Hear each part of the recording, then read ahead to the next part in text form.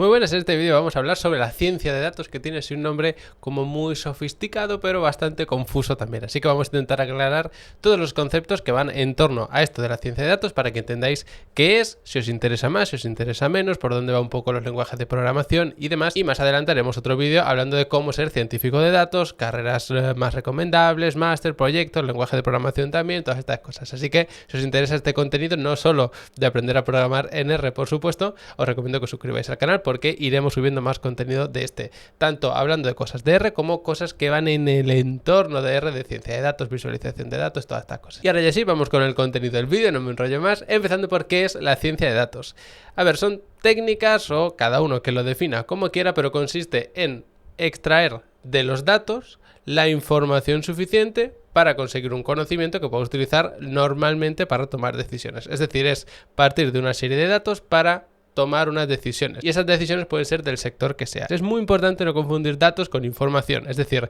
si nosotros tenemos muchos datos de lo que sea, eso no es información como tal. De hecho, esto por ejemplo en medios de comunicación, nos guste más o menos, se hace mucho. Tú con los mismos datos puedes dar una información o la contraria, y con los medios de comunicación me refiero con esto de las audiencias, que prácticamente da igual el canal que pongas, que siempre tienen récord de audiencia o la mejor audiencia de no sé qué y tal, porque todos parten de los mismos datos, que son una base de datos de audiencia por franja horaria, por programa, por tipo de programa, por series, todo lo que sea, y con esos datos tú puedes sacar la información que a ti te convenga para enseñársela al público, tomar decisiones, lo que sea. Entonces, los datos como tal no es información. La idea es utilizar esos datos para construirte una información lo más objetiva posible, o buscando el objetivo que cada uno tenga, y a partir de ahí sí que puedes establecer un conocimiento. Entonces son como esas tres fases: primero los datos, luego la información, luego el conocimiento, y ya con eso pues puedes tomar decisiones, como decíamos, o puedes generar unos paneles con gráficos o unos informes detallados estadísticos de lo que sea, pero ya tenemos ese conocimiento que podemos utilizar. Y en los últimos años es verdad que ha tenido un crecimiento, es como la típica profesión que siempre se recomienda para dedicarte a ella porque hay mucho trabajo y demás,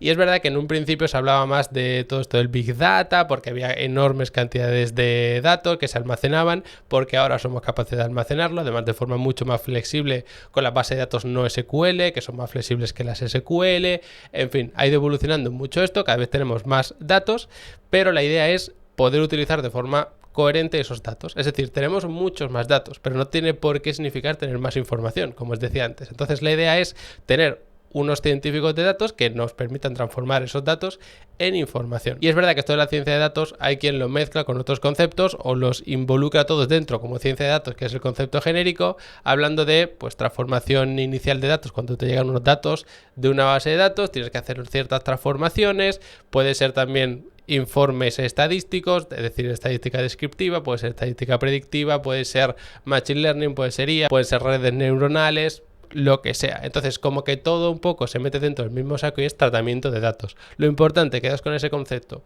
Conseguir datos a día de hoy es muy sencillo, porque hay múltiples formas de obtener datos, pues a través de internet, por supuesto, a través de sensores, a través de lo que sea. Es relativamente fácil conseguir datos, cada vez más fácil también almacenarlos de la forma que nosotros queremos, pero el último paso, que se puede considerar quizá el más importante, que es sacar la información de esos datos, es quizá lo más complicado, y es donde entra la ciencia de datos. Ya digo, estos conceptos son un poco ambiguos y cada uno los entiende de una forma, no os quedéis con que yo he dicho esta definición y esto es lo que va a misa y ya está, pero sí que va un poco por ahí. Y luego, en cuanto al lenguaje de programación que se utiliza más en ciencia de datos, podemos partir del lenguaje SQL o base de datos no SQL también, que es para extraer la información de la base de datos, pero sí que es verdad que esto suele haber más como un equipo especializado en esto, y a lo que acceden los científicos de datos, los que se dedican a la ciencia de datos, por así decirlo, ya parten de unos datos que pueden ser pues de base de datos SQL, pueden ser CSV, JSON, XML, el tipo de archivo que sea.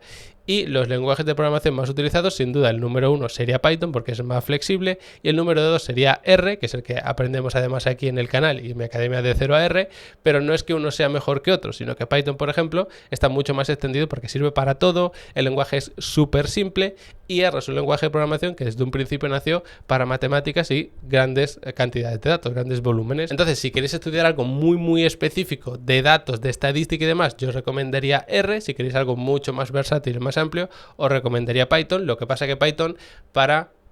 esto y para prácticamente cualquier cosa tenéis la limitación de que tenéis que instalar librerías especializadas y demás, ¿vale? Insisto, no es que uno sea mejor que otro, sí que es verdad que R es como un poquito más enrevesado, valga la redundancia, pero sí que es verdad que R es un lenguaje que se utiliza muchísimo, por ejemplo, en laboratorios, en investigación, en banca también, son como sectores muy concretos del análisis de datos donde se utiliza esto, es como un poco más café para cafeteros, que eso suele decir, mientras que Python es mucho más amplio y se puede hacer, pues que es una página web, se puede hacer un programa para Windows, se puede hacer análisis de datos, se puede utilizar técnicas de inteligencia artificial, todo eso que en el mundo de los datos se utiliza R, pero Python, ya digo, os sirve para todo. Yo no os recomiendo como tal